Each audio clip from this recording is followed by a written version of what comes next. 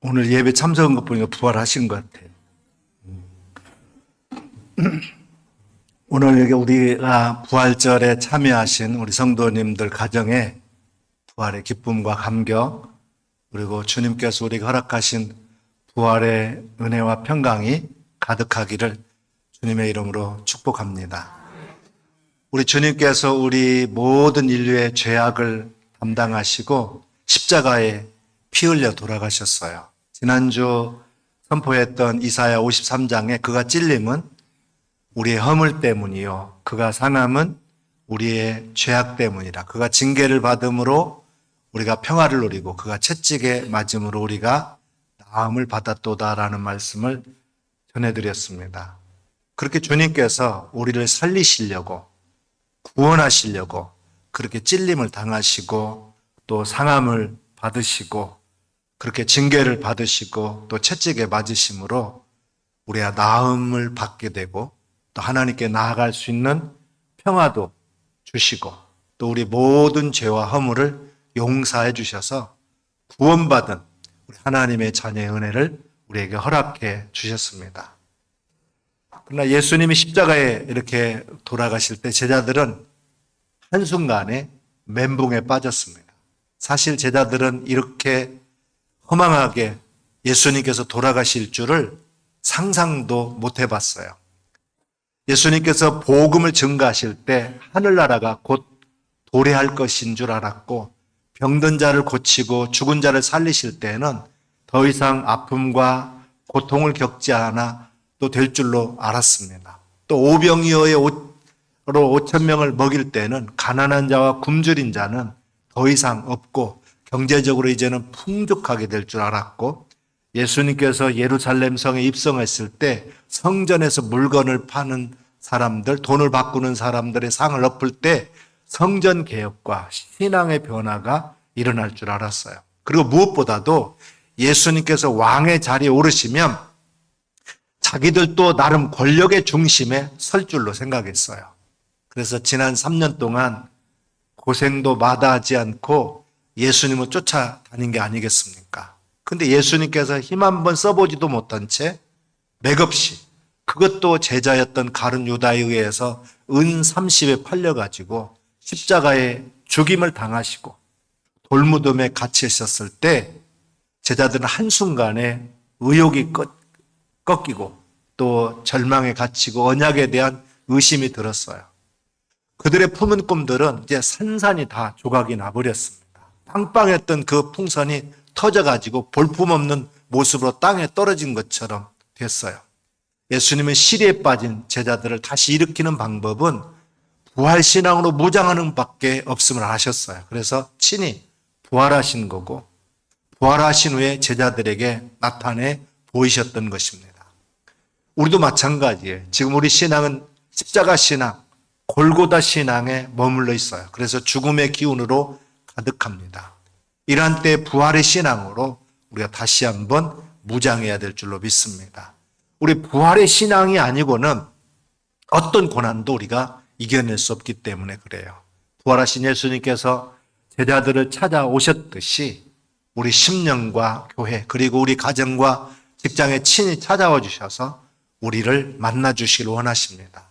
그래서 예수님을 만나 변화되고 소생한 제자들처럼 우리도 또한 부활절에 새롭게 소망을 품고 일어나야만 될 줄로 믿습니다. 그래야 진정한 부활절이 되지 않겠습니까? 그럼 부활하신 예수님께서 제자들에게 어떻게 이루하시고 가르치시고 어떻게 세우셨는가를 살펴보려고 그래요. 첫째로 두려워하지 말라. 평강이 있을지어다. 오늘 본문 19절에 그렇게 선포합니다. 예수님께서 겟세마네 동산을 체포되고 골고다 언덕에서 십자가에 달리시면서 칼과 창에 찔려 물과 피를 흘리시고 온갖 조롱과 멸시를 당하는 모습을 본 제자들은 두려움에 사로잡힐 수밖에 없었어요. 그리고 혹여 자기들에게도 불똥이 튈까 봐가지고 모인 곳에 문을 닫았더니 19절에 그렇게 표현하고 있어요. 제자들은 몸을 숨기고 피할 생각만 하고 있습니다. 예전에는 예수님의 제자인 것을 당당하게 여기면서 앞자리에 서기를 좋아했고 또 어깨를 으쓱이면서 자랑을 했고 사람들의 시선과 박수를 즐기려고 하지 않았습니까?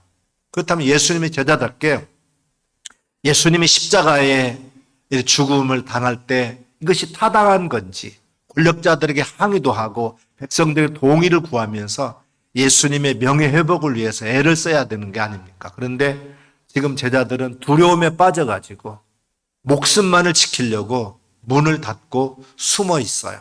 참으로 안타까운 일이 아닐 수 없습니다. 그렇게 십자가에 돌아가시고 토요일 무덤에 묻히셨다가 오늘 주일 새벽에 정말 주님의 사랑을 많이 받고 정말로 주님을 통해서 많은 은혜를 경험했던 마리아가 무덤으로 달려갑니다. 그런데 그 무덤이 비어 있는 거예요. 그리고 곧 주님의 음성이 들립니다. 마리아야, 부르신 거예요. 부활의 주님을 만났던 마리아는 너무나도 기뻤습니다. 그런 마리아에게 주님은 내가 부활한 것을 가서 제자들에게 알려라 그럽니다. 슬픔 가운데 있었던 마리아, 부활의 주님을 만나는 그 순간 슬픔이 변해서 기쁨이 되었어요. 그리고 그 기쁨을 누리는 그 순간 주님은 마리아에게 또다시 사명을 준 거죠. 가서 나의 부활의 소식을 전하라고 하는 거였어요. 그런데 그날 밤이었습니다. 주의 날 안식구 첫날, 바로 그날 밤 제자들이 무서워서 문을 잠그고 숨어 있는 그런 상황이었어요. 우리가 어떻게 살아야 될까요? 예수님을 십자가에 못 박았던 그 무리들이 우리도 잡으려고 할 텐데, 우리도 죽이려고 할 텐데 어떻게 해야 될까? 걱정들만 하고 있습니다. 두려워만 하고 있어요. 우리 인생은 살다 보면 많은 두려움을 만나게 됩니다. 평강을 누리지 못한 그 이유가 두려움 때문에 그래요. 누구에게나 다 두려움을 만나는 순간들이 있습니다. 우리도 지난 3년 동안 죽음의 공포와 두려움에 떨었던 그런 적이 있어요. 코로나 때문에. 우리 인생의 삶 속에 제자들처럼 그런 두려움이 있습니다. 우리 인생의 삶 속에도 평강을 빼앗아가는 죄가 있어요. 하나님의 말씀에 불순종하는 그 순간부터, 하나님의 말씀을 거역하는 그 순간부터 우리 안에 두려움이 찾아오고 평강을 잃어버리고 기쁨을 잃어버리는 그 순간들이 오늘 우리에게도 있어요. 성경 말씀에 보면 아담과 하와가 선악을 알게 하는 열매를 따먹습니다. 하나님이 금하신 것을 따먹고 만 거예요. 그때 여호와의 소리가 나니까 두려워서 숨습니다. 창세기 3장 10절 말씀에 보게 되면 이르되 내가 동산에서 하나님의 소리를 듣고 내가 벗었으므로 두려워하여 숨었나이다 그랬어요. 하나님의 소리를 듣는 순간 너무 기쁘고 너무 반갑고 너무 감사해야 될 텐데 하나님의 소리가 들려오니까 그게 두려운 거예요. 자기의 부끄러운 모습이 보입니다. 평강이 사라졌어요. 선악을 알게 하는 그 열매를 따먹어 버렸기 때문에 그렇습니다. 우리에게 평강을 잃어버리게 한 것이 무엇이겠어요? 염려입니다. 두려움입니다. 죄악이 오늘 우리의 평강을 빼앗아 갔어요. 우리 안의 기쁨과 평안을 도둑질해가는 도둑과 또 같습니다. 근데 주님은 우리에게 말씀하십니다. 베드로전서 5장 7절 말씀에 보게 되면 너희 염려를 다 주께 맡겨버리라. 이는 그가 너희를 돌보심이라 그랬어요. 우리 자녀들을 키우다 보면 수없이 걱정거리, 염려거리가 순간순간 날 많아요. 그것도 주님께 다 맡겨버려야 됩니다. 방법은 우리가 주님께 다 맡겨버리는 거예요. 여러분 염려도 다 주님께 이 시간 맡겨버리시기를 주님의 이름으로 축원합니다. 오늘 제자들은 예수님을 십자가에 못 박았던 유대인들이 두려웠어요. 그래서 숨어 있는 상황입니다. 그렇게 두려워하고 있는 제자들 가운데 부활의 주님이 찾아오신 거예요. 숨어서 두려워 떨고 있는 그 제자들에게 주님이 찾아오셨는데 오늘 부활의 주님께서 우리 가운데도 찾아오셨음을 믿으시기 바랍니다. 두려움을 없애기 위해서는 예수를 만나야 돼요. 죽음을 이긴 예수의 부활 속에서 생명을 보고 예수를 주로 고백함으로 그 참된 생명에 우리가 참여해야 됩니다. 예수님께서 십자가에서 당하신 그 고통의 자국을 제자들에게 보여주었어요. 예수님은 그들에게 확신을 주기 위해서 믿지 못하고 있는 제자들에게 친절히 손에 못자국과 옆구리에 창자국까지 다 보여주었습니다. 부활의 예수님은 제자들에게 너희에게 평강이 있을지어다. 19절에도 21절에도 26절에도 계속해서 반복해서 너희에게 평강이 있을지어다. 이렇게 반복합니다. 즉 두려움을 이기는 방법은 우리가 평강을 덧입는 것이기 때문에 그렇습니다. 골고다와 십자가는 두려움을 갖게 하지만 빈 무덤과 부활은 평강을 갖게 합니다. 그래서 제자들이 두려움에 빠져 나오려고 하면 십자가가 아닌 부활신앙으로 우리가 나아가야 될 줄로 믿습니다. 지금 우리도 마찬가지예요. 환난이나 어려움이 오게 되면 두려움과 공포에 사로잡히고 맙니다. 그래서 우리도 십자가와 골고다 언덕에 머물러 있는 상태가 되고 마는 거예요. 그런 의미에서 부활절은 두려움과 공포를 떨쳐내고 기쁨과 평강의 부활신앙으로 무장하는 날인 줄 믿습니다. 사랑하는 여러분, 이 선물을 오늘 꼭 받아가시길 바랍니다. 세상에 많은 두려움이 있고 염려가 있고 근심 걱정이 많지만 주님 십자가 아래 다 내려놓고 다 맡겨버리고 돌아갈 때는 주님이 내게 평강 주셨다. 이 평강의 보따리를 가지고 무거운 짐들을 다 십자가 밑에 내려놓고 주님이 주시는 이 평강의 보따리를 가지고 나아갈 수 있기를 주님의 이름으로 축원합니다. 제자들의 상황이나 우리 환경이 그리 좋지는 않지만 신앙은 환경이 좋아진 다음에 기쁨을 갖는 게 아니라 우리가 먼저 평강으로 무장할 때 환경이 좋아질 줄로 믿고 부활신앙으로 나아가는 것임을 깨닫기를 주님의 이름으로 부탁합니다. 두 번째로 주님이 주신 선물은 사명입니다. 주님을 만나자 그들이 크게 기뻐했다 그랬어요. 그렇게 크게 기뻐하는 제자들에게 주님은 사명을 주셨습니다. 오늘 본문 20절, 21절 말씀에 이 말씀을 하시고 손과 옆구리를 보이시니 제자들이 주를 보고 기뻐하더라. 예수께서 또 이르시되 너희에게 평강이 있을지어다. 아버지께서 나를 보내신 것 같이 나도 너희를 보내노라 그랬어요. 제자들이 너무 기뻤어요. 예수님 오셔서 그래 내 손을 보아라, 내 옆구리를 봐라, 내 흔적이다. 그렇게 보여줬어요. 예수님을 보는 그 제자들의 마음이 너무 기쁩니다. 부활의 주님을 만나니까 우리 안에도 그런 기쁨이 충만하게 될 줄로 믿습니다. 마리아가 그렇게 기뻐했던 것처럼 제자들이 기뻐했던 것처럼 부활의 주님을 만난 사람은 반드시 이 기쁨이 있게 돼요. 근데 기뻐하는 제자들에게 주님은 사명을 주신 거예요. 아버지께서 나를 보내신 것 같이 나도 너희를 보낸다. 나도 너희를 세상에 보낸다 그랬어요. 요한복음 17장 18절에도 보면 아버지께서 세상에 나를 보내신 것 같이 나도 그들을 세상에 보내었고 그랬어요. 우리 신앙생활은 교회 안에서 머물러 있는 게 아닙니다.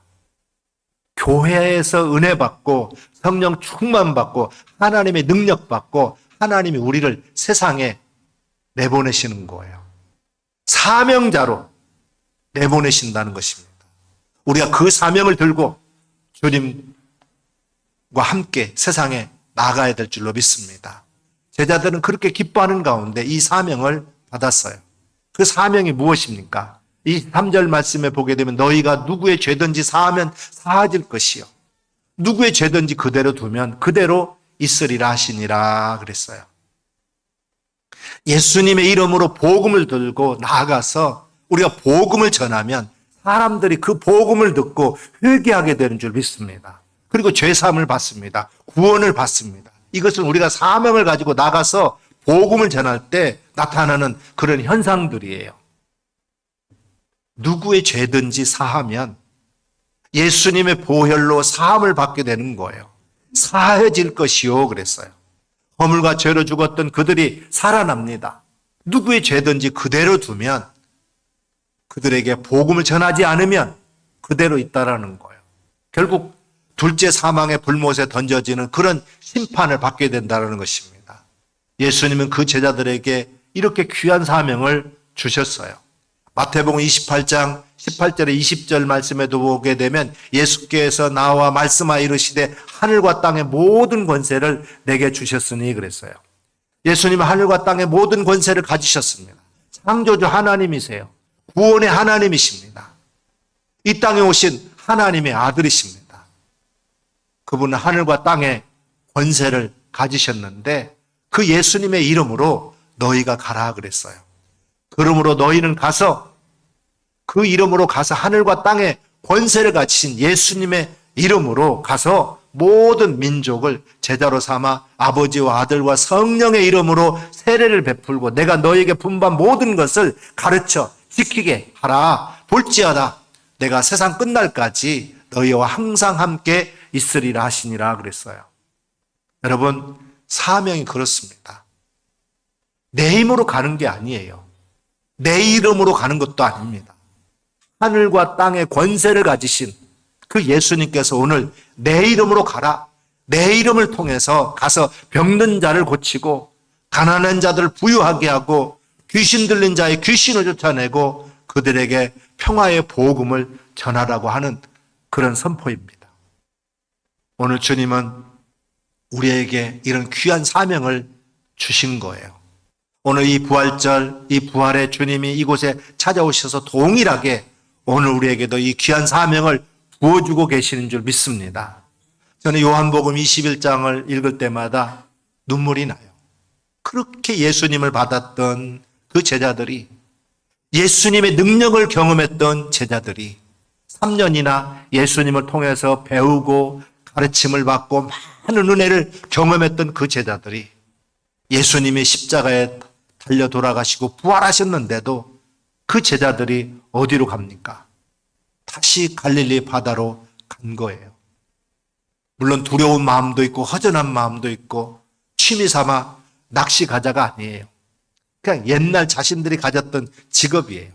이제 모든 거 잊어버리고 다시 바다로 가서 고기나 잡자는 거예요. 우리가 이 허무한 마음, 두려운 마음 달래보려고 가서 고기를 잡아라 바다로 나갔던 거죠.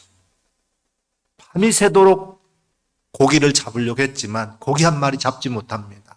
사명자가 있어야 할 자리가 따로 있는 거예요. 쉽게 사명을 포기하고 아무 데나 가면 안 된다라는 것입니다. 근데 그날 밤 그 새벽에 주님이 찾아오시는 거예요. 바닷가에 떡을 구워 놓으시고 생선을 구워 놓으시고 제자들에게 물어봅니다. 얘들아, 고기는 많이 잡았냐? 아니요, 하나도 못 잡았습니다. 누군지 모르니까 고기 안 잡힙니다. 그렇게 얘기합니다. 아, 그래? 그러면 오른편에 그물을 던져봐라. 예수님의 말씀을 듣고 오른편에 그물을 던졌는데 그 순간에 그물이 가득 차도록 큰 물고기들이 잡힌 거예요. 물론 그물은 찢어지지 않았습니다. 그때 베드로가 주시다 하고 소리를 지르면서 뛰어나갑니다. 그들에게 주님은 정성을 다하는 그 조반을 준비해서 그 제자들에게 줍니다.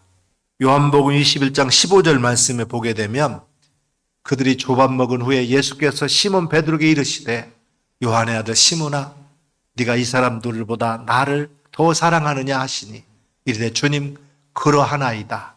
내가 주님을 사랑하는 줄 주님께서 아시나이다. 이르시되 내 어린 양을 먹이라. 그렇게 말씀하십니다. 우린 베드로와 같은 마음으로 주님을 사랑해야 됩니다. 주님 이 사람들보다도 더 주님을 사랑합니다. 그런 고백. 이 사람들이 주님을 사랑하는 것보다 더 주님을 사랑합니다. 주님께 고백합니다. 그런 베드로에게 주님은 내 양을 먹이라.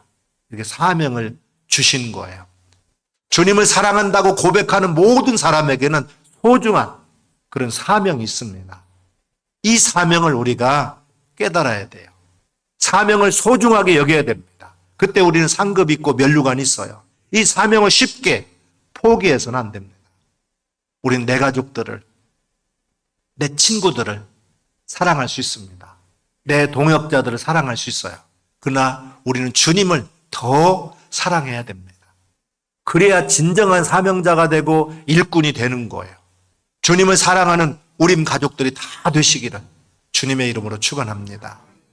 세 번째로 제자들에게 주셨던 선물은 성령을 주셨어요. 22절 말씀을 우리 다 같이 한번 읽어 보도록 하겠습니다. 이 말씀을 하시고 그들 향하여 숨을 내쉬며 이르시되 성령을 받으라. 예수님 우리 가운데 오셨음을 믿으시기 바랍니다.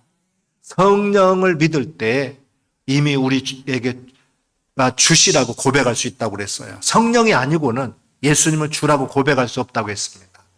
성령은 여러 가지로 받습니다. 말씀을 들을 때 성령이 임하고, 또 성령을 구하는 기도를 들을 때 성령이 임하고, 우리가 예배할 때도 성령이 임하고, 찬양할 때도 성령이 임합니다. 성령은 좋은 거예요. 그래서 예수님께서 그 제자들에게 성령 받으라 그렇게 말씀했어요. 성령이 우리 가운데 임하게 되면 사명을 우리가 잘 감당할 수 있어요. 예수님은 제자들 너무나 잘 알고 있습니다. 3년 반 동안 말씀을 배웠어요. 훈련했어요. 그러나 말씀을 훈련한다고 해서 다 변화되는 게 아닙니다. 말씀으로 3년 동안 훈련받았지만 예수님을 부인하고 뿔뿔이 흩어지고 다 도망쳤어요. 십자가 아래에서 다 예수님을 내려다봤어요. 그래서 부활하신 주님이 찾아오셔서 다시 그들에게 성령을 받으라 말씀하셨습니다. 우리가 성령을 받아야 사명을 우리가 잘 감당할 수가 있어요. 출애굽기 31장 1절에서 6절 말씀에도 보면 하나님께서 성막을 건축할 때 모세를 통해서 부사렐과 오홀리압을 부르십니다.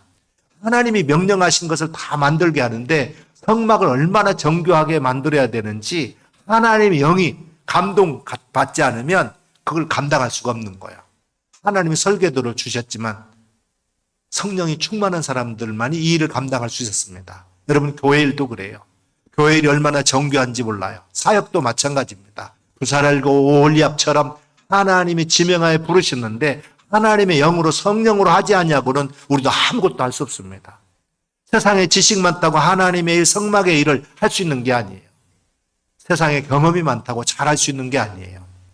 하나님의 영이, 성령이 그에게 임하셔야, 하나님이 주시는 그 지혜가 있어야 사명을 우리가 감당할 수 있습니다. 인물 좋다고 학벌 좋다고 잘하는 게 아니에요. 성령이 임해야 됩니다. 성령의 기름 부으심이 임해야 돼요. 아주 정교하게 부사렐과 오홀리압은 성막을 완성해냈습니다. 하나님의 영이 그들에게 함께 있기 때문에 그래요. 성령님이 우리에게 임하실 때 우리는 능력이 임합니다.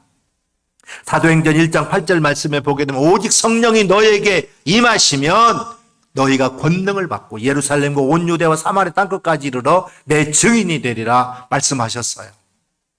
성령이 우리 가운데 임하실 때 우리 가운데 나타나는 것은 권능인 줄 믿습니다. 이 권능은 귀신도 쫓아냅니다. 질병도 고칩니다. 환난도 이기게 합니다.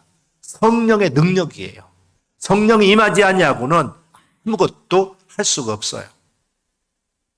그 성령의 능력을 통해서 우리가 복음도 전하는 거예요.